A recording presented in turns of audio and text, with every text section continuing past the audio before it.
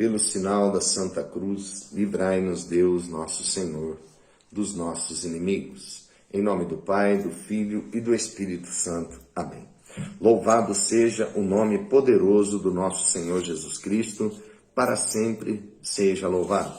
Salve Maria Santíssima e viva o Arcanjo São Miguel, o campeão invicto.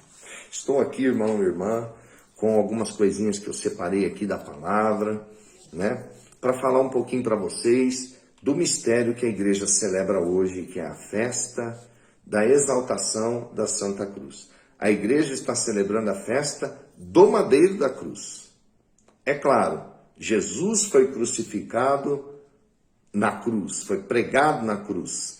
Por isso que está aí a importância do madeiro da cruz. Mas a igreja está falando hoje do madeiro da cruz, a festa da exaltação da Santa Cruz. Entende? Então eu estou aqui com a palavra de Deus aberta no Antigo Testamento para mostrar para você o que a lei de Moisés falava a respeito da crucificação, do enforcamento, como era chamado também, do pendurar as pessoas, que é o crucificar as pessoas. O que a lei de Moisés falava a respeito disso? Deuteronômio 21, versículo 22 e 23, o título é Os cadáveres dos supliciados. Quando um homem tiver cometido um crime que deve ser punido com a morte e for executado por enforcamento numa árvore, o seu cadáver não poderá ficar ali durante a noite, mas tu o sepultarás no mesmo dia, pois aquele que é pendurado é um objeto de maldição divina. Assim não contaminarás a terra que o Senhor teu Deus te dá por herança. Então, nós vemos aqui que na lei de Moisés, a preocupação não é a crucificação. A preocupação é não deixar o cadáver ali, entende? A crucificação na lei de Moisés era uma coisa natural. Cometeu algum erro, é morte. A tua punição será a cruz. Roubou, matou. Qual é o teu crime que te dá essa punição? Você vai ser crucificado e você vai morrer na cruz, entende? Então, esta punição foi se estendendo até chegar no Império Romano. O Império Romano também usava a crucificação, embora a cruz seja de origem persa. Então, no tempo de Jesus, aquele que se rebelava contra o Império Romano, aquele que era rebelde, aquele que desobedecia às leis, a punição era o suplício da cruz. Aquele que era criminoso, que era ladrão, que era assassino, entende? Aquele que falava mal do governo da época, o suplício era a cruz. A pessoa recebia esta punição, a punição mais pesada que o Império Romano exercia. E sendo uma punição para criminosos, para pessoas que roubavam, matavam, também era vista como a pessoa que era crucificada era visto como um objeto de maldição divina. Depois nós vamos ver aqui o que Paulo fala a respeito disso. Então, para os judeus, a cruz era um objeto de punição para criminosos, para o ímpio. Para o Império Romano, a cruz era a punição pesada também para o ímpio, para a pessoa que errava, para o criminoso. E não era só a meta matar a pessoa. A meta da crucificação envolvia também a pessoa agonizar na cruz. Entende? Porque, veja bem, Jesus ele foi crucificado meio-dia e foi morrer só às 3 da tarde, às 15 horas, a hora da misericórdia. Então ele ficou 3 horas ali agonizando na cruz, onde ele diz as sete palavras, as 7 frases, né? Jesus ele ficou agonizando. Os 2 ladrões que foram crucificados com ele ficaram agonizando. Chegou um momento, vamos agora acabar com esse suplício. Pegaram um martelo, a marreta, quebraram os joelhos do primeiro, do segundo ladrão. Na hora que foram quebrar os joelhos de Jesus, não precisou, ele já estava morto, e para confirmar, o soldado transpassa o seu peito, né? Perfura o seu coração, o episódio que fala que jorra sangue e água, João 19, 34. Então, por que quebrar os joelhos dos supliciados? Porque eles perdiam o apoio das pernas e ficavam crucificados só com os braços.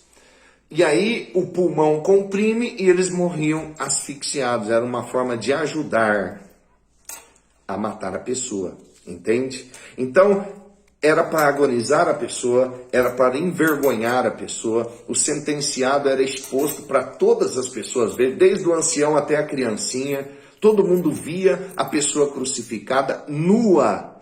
Tanto que na palavra de Deus nós vamos ver que Jesus é despojado de suas vestes. É a 10ª estação da via sacra. Jesus é despido das suas vestes. Para a vergonha do supliciado, é crucificado nu. Todo mundo tem que ver. Todas as pessoas que passavam ali têm que ver. Isaías, capítulo 53, não me lembro o versículo, vai falar que as pessoas passavam diante do Senhor e colocavam o braço, não conseguiam olhar para ele, de desfigurado que ele estava. Entende? Então as pessoas olhavam para o martírio da cruz, para o suplício da cruz, viam ali a pessoa morrer daquele jeito, nua. Eles sentiam medo do Império Romano. O Império Romano fazia aquilo para colocar medo, para falar, nós somos imbatíveis. Ninguém suporta o sistema do governo romano, entende? Então as pessoas tinham medo e obedeciam. A cruz, sinal de maldição. Veja bem, meu irmão, minha irmã, o Antigo Testamento é como uma escada, né? Como que Deus trabalha a respeito do madeiro. Do madeiro. Nós vemos no capítulo 2 do livro de Gênesis, no versículo 16, está escrito assim. Deus fala para os primeiros pais, Adão e Eva. Podes comer do fruto de todas as árvores do jardim, mas não comas do fruto da árvore da ciência do bem e do mal, porque no dia em que dele comerdes, morrerás. Veja bem, aquela árvore do Antigo Testamento, com a desobediência, veja bem, unida à desobediência de Adão e Eva, ela produziu o quê? Um fruto de morte. É uma árvore que gerou morte. A morte eterna entrou no mundo. Junto com a morte entrou o sofrimento, a doença, o pecado, as provações, o mal, a maldade no coração do ser humano, do nosso coração, entende? E a partir daí nós vemos o Senhor começar a trabalhar o mistério do madeiro. Veja bem as coisas que eu tirei aqui. No Antigo Testamento a gente vê o madeiro ser sinal de salvação também, não a salvação de Jesus Cristo, mas sinal de salvação. Veja bem, a Arca de Noé era a Arca de Noé que demorou 120 anos, se eu não me engano, para ser construída, era feita de madeira e ela salvou 8 pessoas do dilúvio. O cajado de Moisés era feito de madeira e Deus falou, toca no mar, o mar vermelho vai abrir e milhares de pessoas foram salvas do fio da espada do rei do Egito. Tá entendendo o lance? A arca da aliança, que eram colocadas as tábuas dos mandamentos, também era feita de madeira, estava ali os mandamentos da vida. Entende? O mistério, deixa eu ver o que eu preparei mais aqui. Tá aqui. O madeiro da cruz, a cruz em si. Jesus, ele começou, na sua vida pública, ele falava coisas que ele queria imprimir no coração dos discípulos, a cruz. Ele queria tirar a imagem ruim que a cruz tinha, porque ele deveria ser crucificado. Então ele estava como que se preparando os discípulos para aquilo. Mateus 16, 24, ele diz assim, aquele que quer me seguir, toma a sua cruz e me siga. Acho que os discípulos escutavam aquilo e ficavam confusos, porque eles sabiam que na lei de Moisés, no Império Romano, a cruz era sinal de maldição, de suplício, era para criminoso, para bandido, para o ímpio. E eles ouviam o mestre falar da cruz daquele jeito assim, né? João 3, versículo 14. Como Moisés levantou a serpente no deserto, assim deve ser levantado o Filho do Homem, para todo homem que nele crer tenha a vida eterna. Então ele falava as coisas preparando o coração dos discípulos para o mistério da cruz, entende? Mateus 16, eu não me lembro o versículo certinho, que ele fala da paixão, que Pedro fala, não, nós não vamos deixar que isso aconteça com o Senhor.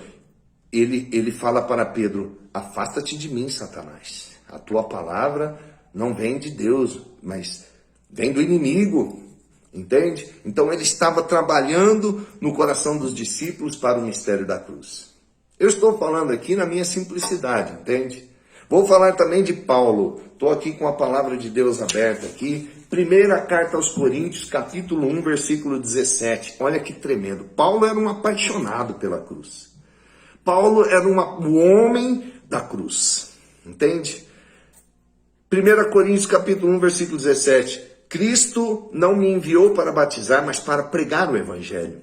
E isso sem recorrer à habilidade da arte oratória, para que não se desvirtue a cruz de Cristo. Olha o que ele fala. A linguagem da cruz é loucura para os que se perdem, mas para os que foram salvos, para nós é uma força divina. Olha o que ele fala no mesmo capítulo, na mesma carta, no mesmo capítulo, no versículo 22.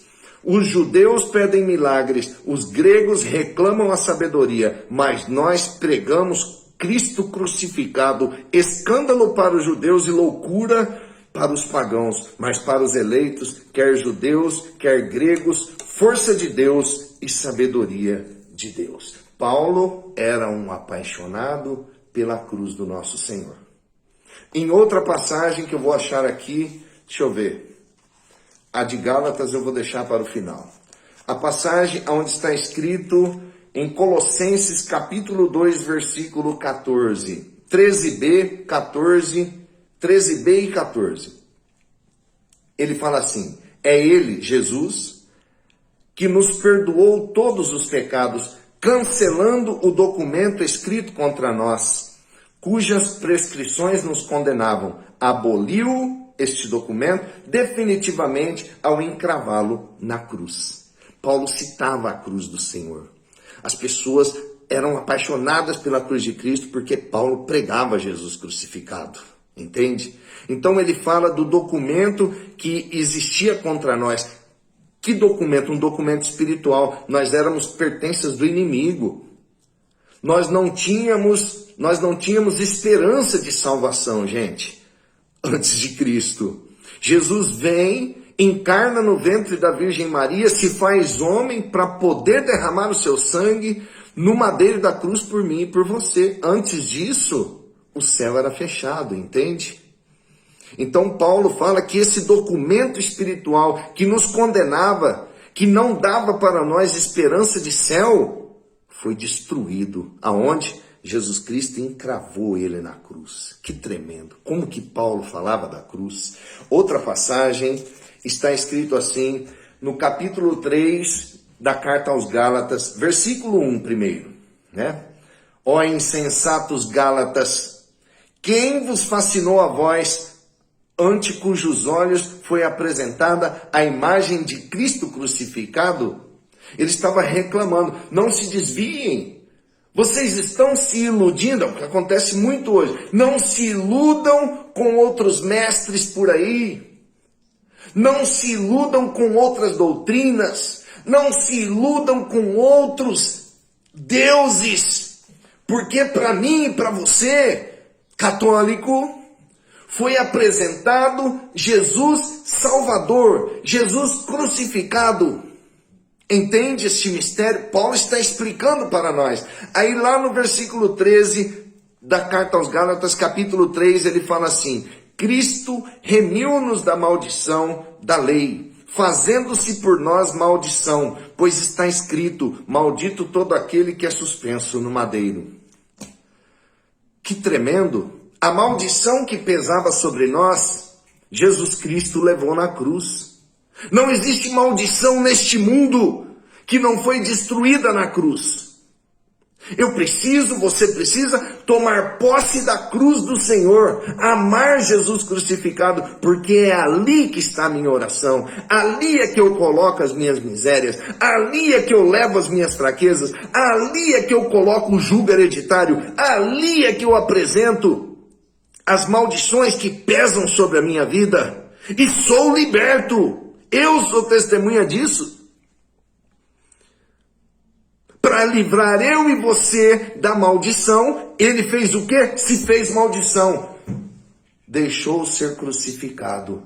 A lei, o império dizia, maldito todo aquele que é pregado no madeiro. Eu quero, já terminando, o vídeo está ficando comprido, né? Então veja bem, para fechar esta mini pregação. Aquela árvore, lá do capítulo 2 de Gênesis, entende? Aquela árvore do Antigo Testamento, né? Que unida à desobediência de Adão e Eva, dos nossos primeiros pais, produziu um fruto de morte, produziu um fruto de morte eterna. No Novo Testamento, com a obediência do novo Adão, com a obediência do Cordeiro de Deus, entregando sua vida no madeiro, a cruz para nós é árvore da vida.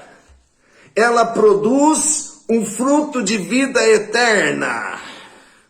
Que tremendo! Que tremendo! A desobediência do antigo Adão foi curada com a obediência do novo Adão na árvore da vida, que é o madeiro da cruz. Que tremendo! Que tremendo! E hoje a igreja celebra este mistério, entende? Que alegria para mim e para você. Entrega as tuas misérias aqui. A cruz é para nós caminho de oração. Caminho de oração. Se não tiver a cruz, eu não consigo rezar. Nas minhas fraquezas, nos piores momentos da minha vida, eu vou diante da cruz e fico em silêncio e eu sei que ali está o poder de Deus. Entende? Terminando, São João da Cruz. Uma frase. Eu aprendi mais olhando para a cruz do que lendo todos os meus livros. São Bento. A cruz sagrada seja a minha luz. A cruz para ele era caminho de libertação. Santo Antônio, a cruz era caminho de oração e de libertação. São Paulo da Cruz, a cruz era caminho de pregação e de evangelização. É o sinal da cruz, meu irmão, que é através do sinal da cruz que o sacerdote abençoa os objetos, a água, o sal, o óleo e todo objeto que a gente apresentar para ele, a comida, o pão. É através do sinal da cruz que eu e você recebe a absolvição dos nossos pecados. É pelo sinal da cruz que o crisma é imprimido no jovem. É pelo sinal da cruz que o maior milagre acontece no nosso meio. O padre consagra o pão e o vinho e se transforma no corpo e sangue do Senhor. É o sinal da cruz que está no peito dos cristãos, que está em muitos cemitérios, hoje já não mais, os cemitérios são modernos. É o sinal da cruz que está no presbitério das igrejas católicas, para mostrar que ali é o lugar da Santa Missa, ali é o lugar do sacrifício da cruz acontecer novamente. Amém? Que você possa ficar com essa palavra no teu coração, nesse dia em que a igreja celebra a exaltação da Santa Cruz. E viva a Santa Cruz. Viva a Santa Cruz do Senhor. Nós vos adoramos, ó Cristo, e vos bendizemos, porque com a vossa Santa Cruz remistes o mundo. Deus te abençoe, salve Maria, e não se esqueça, a gente se vê.